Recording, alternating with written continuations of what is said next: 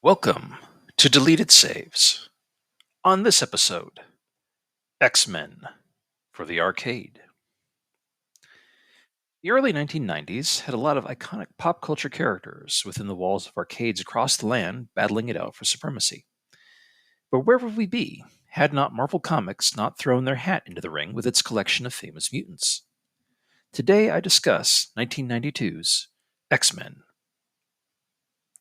Marvel Comics, once known as Timely Comics before and during World War II, was the home and family run business for Stan Lee, co creator and public financial face of some of the most famous superheroes in the world, such as Thor, Iron Man, the Avengers, the Fantastic Four, and of course the X Men, and with other creators such as Jack Kirby and Steve Ditko, among others. Having navigated Marvel through several decades of turbulent waters and social change, such as the McCarthy anti communist hearings and the Comics Code Authority, the civil rights movement, and of course his own internal struggles at Marvel between artist fights, creator rights flare ups, and various changes of the guard, by the 1980s Lee was looking to retire from actively running Marvel, but not step away entirely from the business. He was thinking of moving the characters into other forms of media movies, animation, and of course the new market of video games. As an 80s kid like myself, this is where we begin to see cheaply made direct to video productions of superheroes, or TV miniseries knockoffs, direct to video cartoons when a character was not popular enough to be shown on the fabled Saturday morning cartoon time slots, back when that was a thing, or other cheap and crappy versions of these characters, even before a number of us were actual comics readers. Of course, no movie or television studio wanted to throw money at these projects, believing, perhaps rightly so, that it would be a waste of time to produce something meant only for kids and the mentally infirm, as many people still believe strongly in the lies told in the book Seduction of the Innocent that comic books led to crime, degeneracy, suicide, juvenile delinquency, and homosexuality, which was still classified at the time it was written as a form of mental illness. It was a long fight, but eventually Marvel would win this battle. But how does that bring us to our topic today?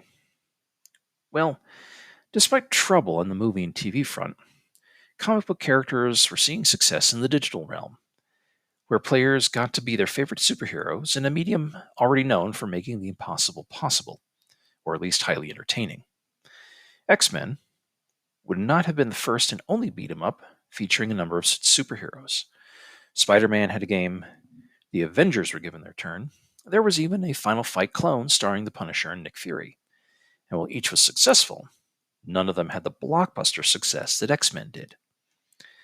So what is the plot of this game? Well, shit, I'm surprised there was one. It's really more of an excuse to trade hands with some of the best known villains in the Marvel history or universe than an actual story. 6 of the X-Men, Cyclops, Dazzler, Colossus, Nightcrawler, Storm, and Wolverine, are tasked with taking down their arch-villain Magneto in one of his many plots to overthrow humanity and keep the peace between mutants and normal humans. The team must wipe out hordes of mutant crocodiles, reavers, and other low-level thugs, if mutants and genetically modified bad guys can be considered low-level, through streets and buildings of major cities, or even more exotic setting, such as the in-universe Savage Land, a superhero version of Jules Verne's Journey to the Center of the Earth, or Island M, Magneto's home base. They must even fight mutant Terminator units known as the Sentinels, who were created by the US government to control or kill mutants. Yet somehow they kept ending up in the hands of the bad mutants. Lack security, I guess.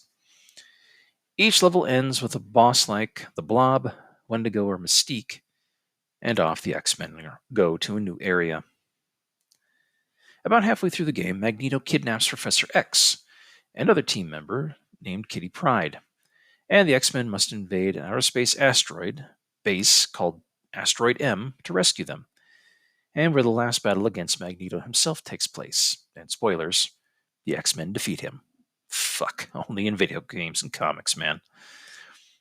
Each X-Man has an attack button that will make a simple combo repeatedly pressed, a jump button that can be used for jumping attacks, and a special attack button for each character's ability. Well, for a few of them, they had to fabricate something. It was easy for Cyclops to have eye lasers or have Storm summon howling winds, but Colossus's power was turning to steel, so they gave him a Dragon Ball style spirit bomb attack instead. And since Wolverine's real power is a healing factor, he shoots damaging rainbows out of his claws now. I guess, dude. I should mention at the time that this game was developed and published by Konami, the other side of the arcade supremacy during this era. So they took a more manga sensibility with the game, rather than a strictly American comics tone, especially since this was a license they were not familiar with. The look of the game was modeled after a 1989 cartoon called X-Men, Pride of the X-Men. Pride spelled with the letter Y, signaling the spelling of the character Kitty Pryde, who figures into this arcade game's rescue. I can tell you personally, I never saw one fucking episode of that show, but I sure as hell played this game at every opportunity I could. But the real special nature of this game was in fact the arcade cabinet was designed to accommodate between 2 and 6 simultaneous players. And the 6-man cabinet was really where the action was. There was a weird trick with the cabinet, in that it had 2 screens to keep the on-screen action running smoothly. But those screens were not side by side. Instead, the primary screen was in the middle of the cabinet, and there was a second screen below that one that handled the other side of the action. And a mirror reflected that action next to the primary screen to keep it looking like one unbroken scrolling loop. Very clever and uncommon for 1992. But to say X-Men had an impact on the arcades was an understatement. It absolutely dominated sales in 1992 for a whopping 6-month time period, as recorded by the AMOA, or the Amusement and Music Operators Association, and won both Most Played Game and Most Innovative at their awards show that year. It was still gaining accolades years after, with many retro or arcade dedicated publications and websites declaring it one of the best beat 'em ups of all time, or best retro beat 'em up. I can say from my own experience, there was not a weekend for a long time where our local cabinet was not swarmed with players lining up their quarters to be the next player at the cabinet. Speaking of that, in my episode on Golden Axe, The Revenge of Death Adder, I told of the night I was in an accidental race to complete that game before the X-Men players next to us beat theirs. The cabinet at my arcade was in fact the very same 6-man cabinet I described earlier, and that thing took up a hefty chunk of floor real estate. But it was obviously paying for itself with all the quarters being dumped into the thing. When I finally had my turn, of course I wanted to play as my favorite character, Wolverine. Yeah, Logan was popular even back in the early 90s. But unfortunately, I got stuck being Cyclops, the lamest leader of a superhero team since... hell, I don't even know. He just wasn't cool to me, or a lot of people.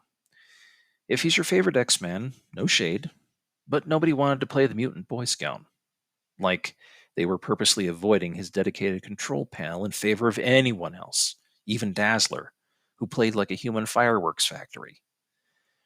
It took me a number of rounds and plays before I was finally able to play as Wolverine. And in the end, he was just as regular as the other characters. Simple punches and kicks, just a colorful skin over a common wireframe model.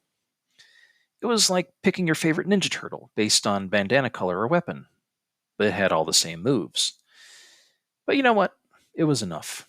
It was fun, and it was even more fun when there was a full cabinet of hooting and hollering players mowing down hordes of freakish enemies and robots, only to punch and out a wily or hideous boss enemy. Of course, it was always a laugh to hear someone in some of the worst voiceover recordings ever, with Magneto declaring he was a master of magnet, or greeting us with the infamous game line, "Welcome to die." Again, I say, fuck, only in comics. Or in this case, Japanese video games based upon American comics. And I played the hell out of this title at every opportunity for as long as the cabinet was there. Then one day, like all the others, it was gone, replaced by Mortal Kombat 2 on a 60-inch screen. The new hotness had arrived, and we were moving forward with the times. As is the way of all things. I truly enjoyed my time with this game, and thankfully, it has been re-released on the Xbox 360 and PS3 networks. Hopefully, they can still be found and played in 2023, since the technology has moved on as well since then. This is a game best played with friends, on a night when snacks and beers are abundant, and the nostalgia hits hard for something from a simpler time. I know damn well the 90s were not a simpler time, but when we were younger and had less knowledge of the world around us, it certainly seemed that way. Now go forth and make Magneto feel your mutant wrath. Thank you for listening. Deleted Saves would like to thank Brad, Keith Gasper, and Masked Llama for being patrons of the show. If you would like to become a patron of the show, please go to patreon.com and check out Deleted Saves podcast. All donations go directly towards maintaining the show itself. Thank you.